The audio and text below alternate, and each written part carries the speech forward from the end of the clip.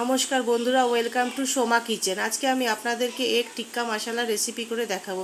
তার জন্য আমি এখানে 4টে ডিম সিদ্ধ করে নিয়েছি, এখানে 2টো পেঁয়াজ আমি পেস্ট করে নিয়েছি, সাথে আমি এখানে ধনে পাতা নিয়েছি কিছুটা, একটা টমেটো কেটে নিয়েছি, 4টে আমি কাঁচা লঙ্কা নিয়েছি। এগুলো আমি সব একসাথে পেস্ট করে নেব।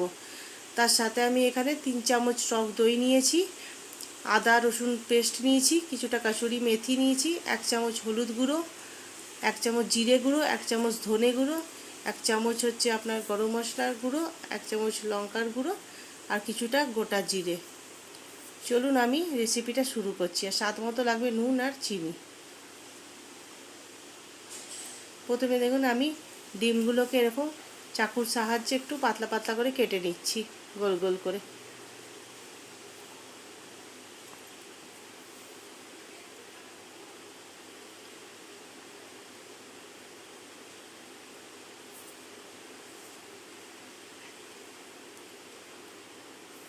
দেখুন আমি এগুলো সব ডিমগুলোকে 4টা ডিমকে কেটে নিয়েছি।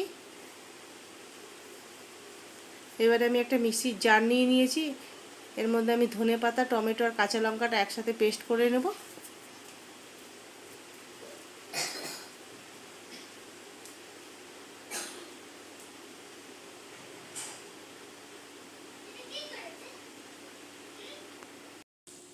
গ্যাসে কড়াইটা আমি বসিয়ে দিয়েছি, এর মধ্যে এবারে আমি তেল দিয়ে দিচ্ছি, সর্ষের তেল 3 চামচের মতো।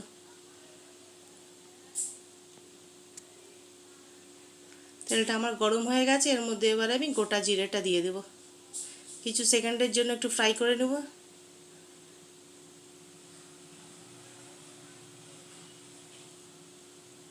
এবারে এর মধ্যে আমি পেঁয়াজের যে পেস্টটা করে নিয়েছিলাম, পেঁয়াজের পেস্টটা দিয়ে দেব।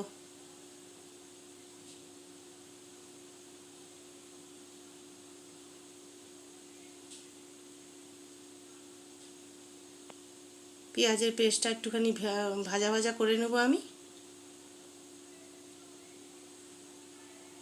2 মিনিটের মতো আমি একটুখানি ভেজে নেব পেঁয়াজটা।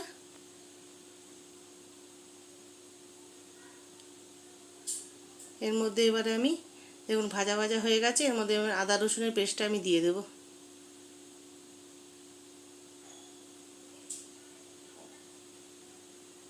আদা রসুনটাও পেঁয়াজের সাথে কিছুক্ষণ আমি ফ্রাই করে নেব, ভাজা ভাজা করে নেব, যাতে কাঁচা গন্ধটা বেরিয়ে যায়।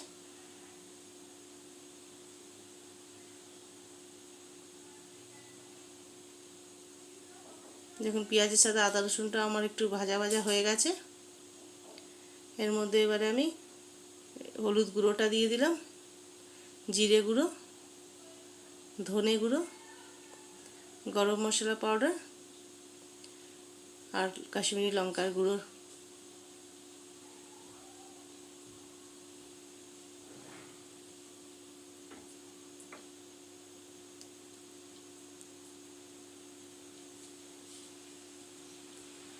একটু জল আমি দিয়ে দিচ্ছি, যেন মশলাটা নিচে দিয়ে পুড়ে না যায়।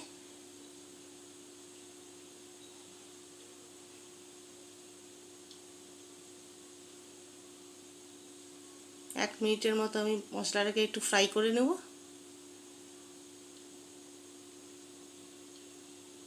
ঢাকনাটা একটু ঢেকে দেবো এখন।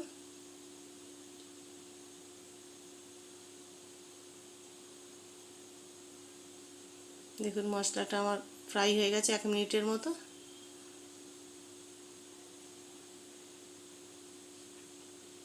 এর মধ্যে এবারে আমি যে ধনে পাতা, কাঁচা লঙ্কা, টমেটোটা পেস্ট করে নিয়েছিলাম সেটা দিয়ে দিচ্ছি।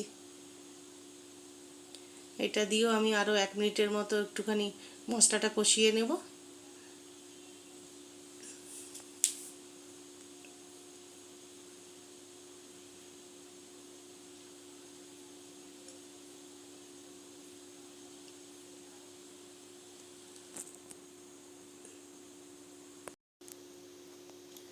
আবার একটু ঢেকে দিলাম আমি 1 মিনিটের জন্য।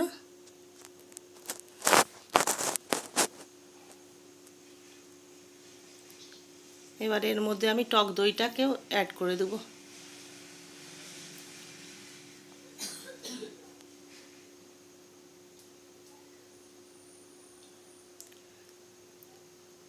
টক দইয়ের সাথে মশলাটাকে আমি আরও কিছুক্ষণ কষিয়ে নেব।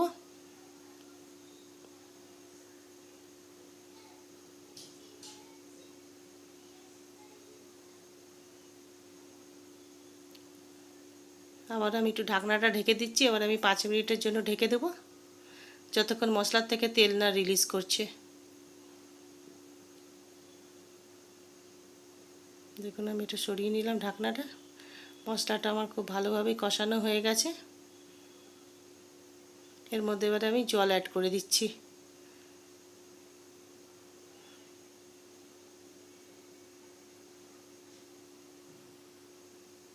মধ্যে এবারে আমি পরিমাণ মতো নুন দিয়ে দিচ্ছি। এবারে দেখুন আমি নুনটাও দিয়ে দিলাম গ্রেভিতে পরিমাণ মতো। অল্প একটু চিনি দিয়ে দিচ্ছি, আর অল্প একটু আমি চিনিও অ্যাড করে দিচ্ছি। আপনারা চাইলে চিনিটাকে স্কিপ করতে পারেন। এবার ঢেকে দিচ্ছি, একটু ফুটে যাবে। দেখুন আমার গ্রেভিটা ফুটে গেছে। এর মধ্যে এবারে আমি ডিমগুলো দিয়ে দেব। আস্তে আস্তে করে ডিমগুলো দিয়ে দেব।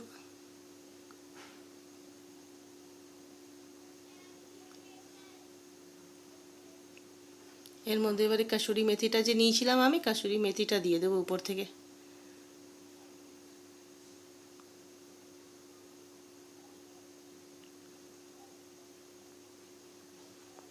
এবার আমি ঢাকনাটা দিয়ে ঢেকে দিচ্ছি 10 মিনিটের জন্য।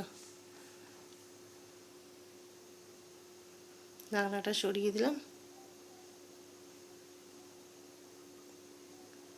দেখুন আমার পুরো রেডি হয়ে গেছে এগ টিক্কা মশলা। এর মধ্যে এবারে আমি একটু ধনে পাতা দিয়ে দেবো উপর থেকে।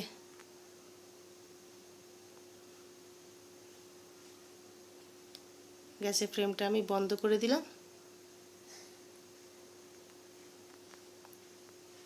আপনাদের যদি এই এগ টিক্কা মশলা রেসিপিটা ভালো লেগে থাকে তাহলে আপনারা লাইক করবেন, শেয়ার করবেন, সাবস্ক্রাইব করবেন।